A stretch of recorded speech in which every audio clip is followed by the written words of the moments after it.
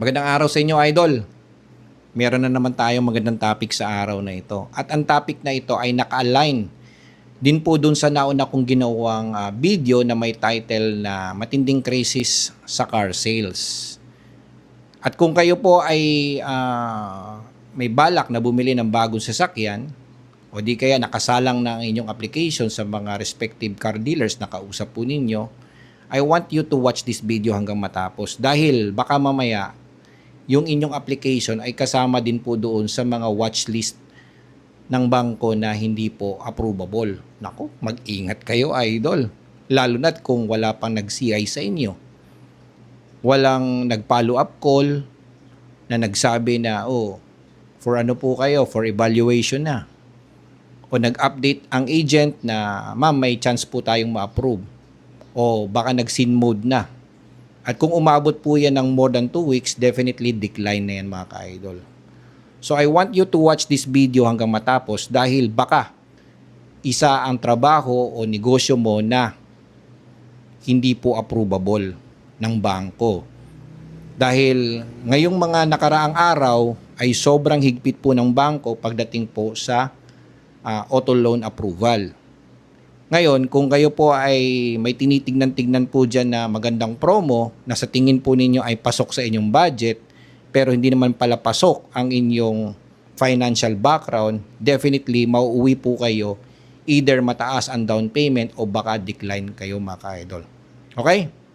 So narito yung mga occupational groups na may mataas na risk pagdating po sa auto loan. Okay? Ito yung mga may mataas na chance na ma-decline dahil sa mahigpit na ang evaluation ng bangko pagdating sa qualifying ng mga trabaho o negosyo. Okay? So number 1 in our list mga ka-idol, walang iba kundi ang virtual assistant. Marahil ang iba sa inyo dyan ay nagtatanong Sir, na-approve naman ako.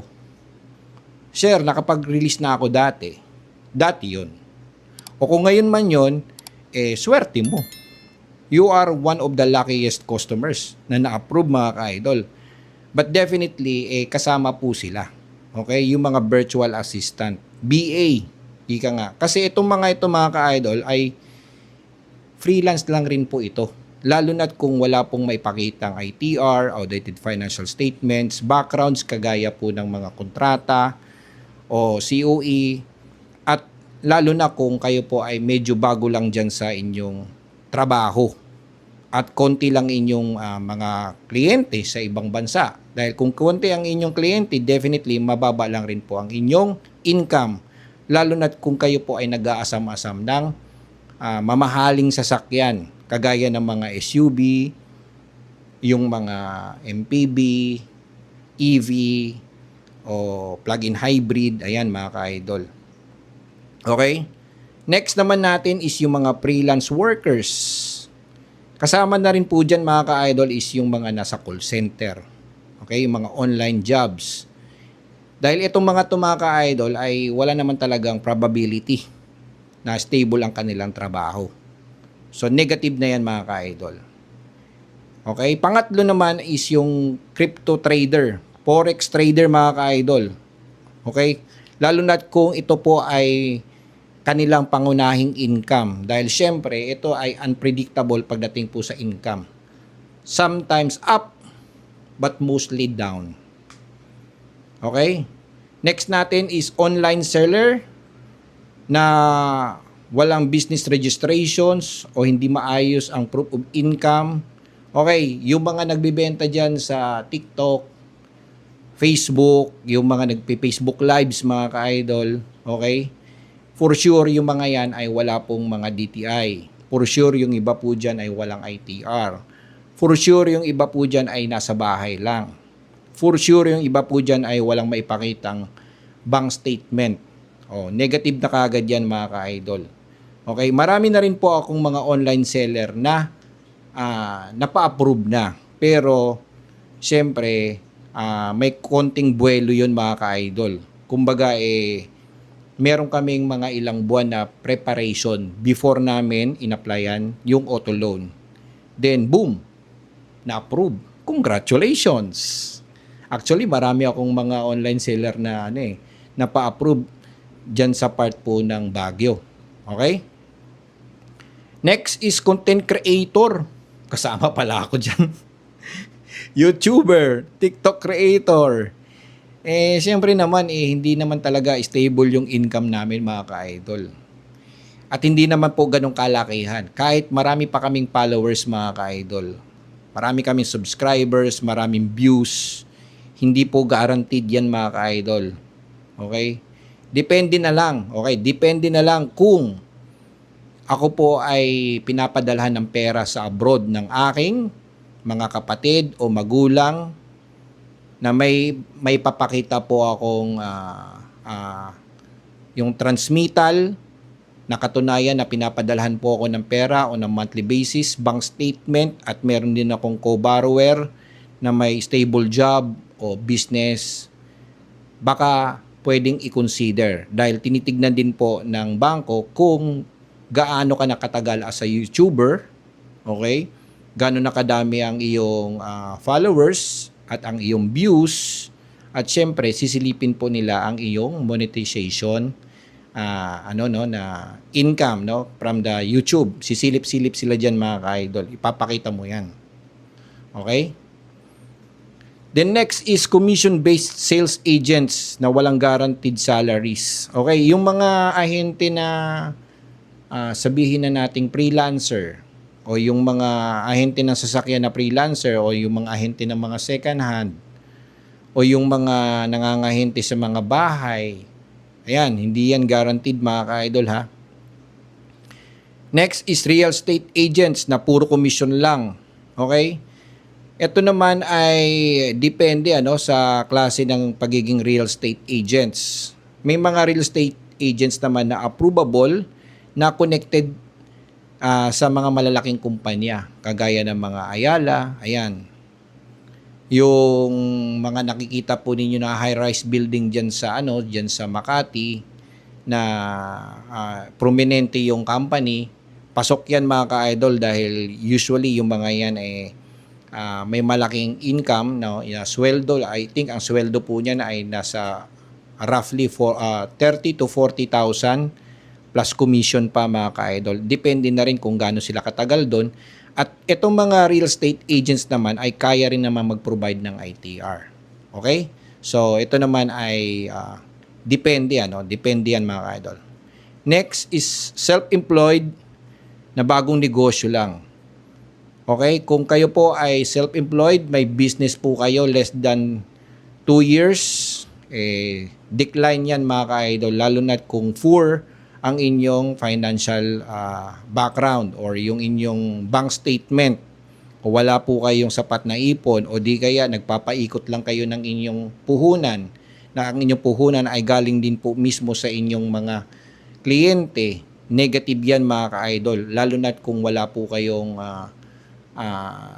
wala kayong establishments, wala po kayong shop, wala po kayong display showroom whatsoever, wala po kayong warehouse.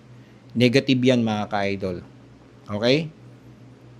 Next is buy and sell business, kagaya ng kotse. Siyempre, yung mga buy and sell na kagaya namin mga ka-idol, wala namang kaming mga DTI, wala ring ITR.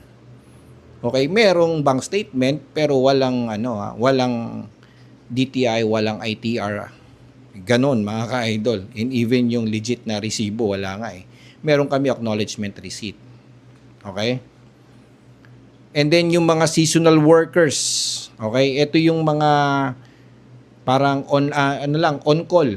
On call na trabaho lang mga ka-idol. Ayan, hindi rin yan na-approve mga ka-idol. May iba na approve basta't may malupit na backup o co-borrower mga ka-idol. Pero mostly hindi naman talaga Okay. Narito naman yung mga trabahong hindi banned pero hinihinga ng maraming requirements. Okay? Mga trabahong pwede na pero bigyan mo ako ng supporting documents. Kagaya ng Grab, TNBS drivers operators. Ayan mga ka-idol. May ibang mga TNBS drivers dyan na malakas kumita. Pero syempre, kahit malakas kang kumita, kailangan mo pa rin ng additional supporting documents o requirements. Let's say, ang asawa mo ay isang OFW na nagpapadala sa iyo ng remittances on a monthly basis. Malaking pera, may malaking savings, malaki ang income mo as a TNBS driver o operator, pasok ka dyan. At depende po kung ilang units na ang pinapatakbo mo at kung matagal ka na as a TNBS driver. Pasok ka dyan mga ka-idol, okay? O di kaya kung may trabaho, may negosyo po ang iyong misis, tapos may mga legit na mga requirements na may papakita kagaya ng business registrations, pasok yan mga ka-idol. Okay? Construction contractors. Okay, itong mga construction contractors ay yung iba ay na-approve. Kaya lang ito hindi na-approve dahil sometimes yung mga contractors na ito ay walang project. Okay, walang ongoing project o wala pang natatapos na project o matagal na silang nabakante. Okay? Samahan mo pa ng mga pasong requirements. Kumbaga, yung requirements ay hindi na updated. Tapos wala silang office. Ayan. Negative na ito mga ka-idol. Pero depende pa rin sa presentation ng application ng customer. Okay? Small business owners. Ayan, kagaya ng sinabi ko sa inyo dati, kanina, na kung less than 2 years ka, baka tagilid ka. Okay? Depende pa rin. Kung small business owners ka, pero naman, malakas naman, may mga kaukulang dokumento ka naman, may mataba ka namang, bank statement, at wala kang kautang-utang sa bangko, o hindi ka SIMA, pasok ka dyan mga ka-idol. Okay, next is OFWs na malapit nang matapos ang kontrata. Okay, yung mga seaman na pauwi na ng bansa, okay, usually hindi yan ina-approve mga ka-idol dahil hindi po guaranteed na baka makabalik po yung mga seaman. Yung mga OFWs na walang return ticket, yung mga OFWs na nagtatrabaho dyan sa Middle East, okay? Umuwi na pero walang kasiguruan yan kung makakabalik yan mga ka-idol. Lalo na ngayon, medyo mataas ang tensyon ng gera dyan sa Middle East. Nako, tagilid yan mga ka-idol. Professionals na bagong lipat ng employer. Okay, let's say matagal na kayo dyan sa dati ninyong employer at inabsorb po kayo ng panibagong employer. Well, hindi po yan guaranteed na ma-approve kayo mga ka-idol. Not unless kung yan po ay sister company ng dati po ninyong employer at binabouch po kayo ng dati ninyong employer na parang connected pa rin kayo. Okay? Dahil magkapatid lang po yung employer na yan. Okay? Pwede kayong ma-approve dyan mga ka-idol. Okay, narito naman yung mga trabahong kadalasang mas madaling ma-approve. Yan ang gustong-gusto nyo no? Okay, yung mga regular na empleyado ng private companies, lalo na kung ang companies na pinanggalingan po ninyo ay one of the top 1,000 companies, lalo na kung may meron kang posisyon mga ka-idol, pasok ka dito. Government employees, depende kung anong klaseng employees ka. Kung hindi ka high risk na employee, kagaya ng PNP na nasa field, pasok ka dyan mga ka-idol, lalo na kung malaki ang income mo. Okay? Suportahan mo pa ng co-borrower, no? Lalo na kung may mga utang-utang ka dyan. Okay? BPO employees na regular, pasok din yan mga ka-idol. Nurses, okay, doctors, yung nurses, it's a case-to-case basis to mga ka-idol ha. Hindi to pwedeng stand alone. Dahil yung nurses po natin dito ay hindi naman lahat malaki sweldo. Depende pa yan sa rank ng nurse, Doctors, approvable ang doctors pagdating sa financing, but I doubt kasi karamihan po ng mga doctors ay nagka-cash basis po sila. Ayaw po nilang masilip yung kanilang ITR. Okay? Engineers, okay? Teachers, depende rin po sa teachers. May mga teachers na malalaki ang sweldo, Public teachers na approve din mga ka-idol. Okay? Yung mga men in uniform, okay, kagaya ng PNP, AFP, BFP, BJMP, ito ay case-to-case basis. Pero itong mga to, hindi na to ina-approve ngayon mga ka-idol. Yung mga high-risk na uniform personnel, hindi na to ina-approve. Dati ina-approve to, pero ngayon mukhang negative na sila mga ka-idol. Okay? Permanent employees, dyan sa mga malalaking kumpanya, pasok yan. Okay. So, ano nga ba yung mga tinitignan ng bangko para ma-approve kayo mga ka-idol? Siyempre, stable at verifiable yung inyong income. Madali kayong ma-verified. Isang tawag lang sa inyong opisina, may sasagot na. Okay, positive lahat ng mga katanungan ng CI, pasok yan mga ka-idol, lalo na't kung matagal na po kayo dyan. Good credit history, lalo na pag sinilip po yan sa CIC. Okay? Walang unpaid o write-off na loan. Yung mga loans na unpaid po ninyo, ayan, dapat wala kayong ganyan mga ka-idol. O wala po dapat kayong ongoing na utang na malaki.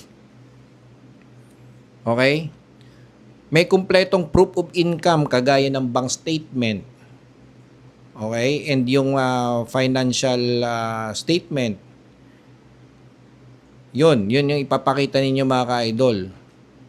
Yung mga list of partners po ninyo na kaano po ninyo, katuwang po ninyo sa business, yung mga list of suppliers, list of customers. Ibigay ninyo yung pangalan, name ng company, contact person, and yung magkano yung income ninyo doon na pag bumibili yon, sama nyo na rin. Okay? And then debt to income ratio and tenure sa trabaho o negosyo, kung ilang taon na kayo dyan sa inyong trabaho, sa inyong negosyo, position ninyo, ayan mga ka-idol. So, yan yung mga list ng mga trabaho na madaling ma-decline, yung list ng trabaho na kailangan ng attachments, at yung mga list ng trabaho na approvable dito sa Pilipinas. Okay? At nandyan din po yung list ng mga tinitignan ng bangko na para madali po kayong ma-approve. Okay? So guys, kung nais po ninyong maging malinaw ang inyong pag-a-apply ng auto loan, gusto po ninyong mag-guarantee na tama ang process ng inyong pag-a-apply ng auto loan, kagaya ng preparation ng inyong application, list of attachment na isasubmit ninyo, paano sumagot during CI, okay, at ano yung mga list na tinitignan ng bangko, ilapit nyo sa akin yan mga ka-idol. Ituturo ko lahat sa inyo yan. Magpa-consult na kayo kay The Carlon Expert. Dahil dun pa lang sa consultation, bibigyan ko na kayo ng advice, na ito yung mga dapat ninyong gawin. Huwag muna kayong mag-apply, o kung mag-a-apply na kayo, kailangan nyo na mag-submit ng ganitong kaukulang requirements, at may timing ng pag-a-apply. Okay?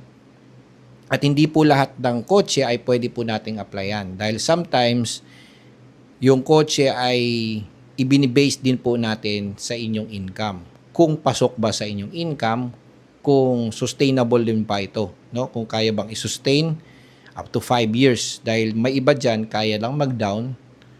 Then later on, naging Bisaya na tayo. Then later on, hindi mo na matatapos in 5 years. Tendency, hatak bangko mga ka-idol. Ayaw naman natin mauwi doon. At luckily lang talaga mga ka-idol, marami sa mga followers ko ay na-approve at nakatapos po ng kanilang monthly amortization. So in short, successful sila through The Carlon Expert. Okay? So sana ganyan din kayo mga ka-idol, ha? Okay? So thank you for watching this video. Until next video mga ka-idol, marami pa tayong magagandang content. Thank you.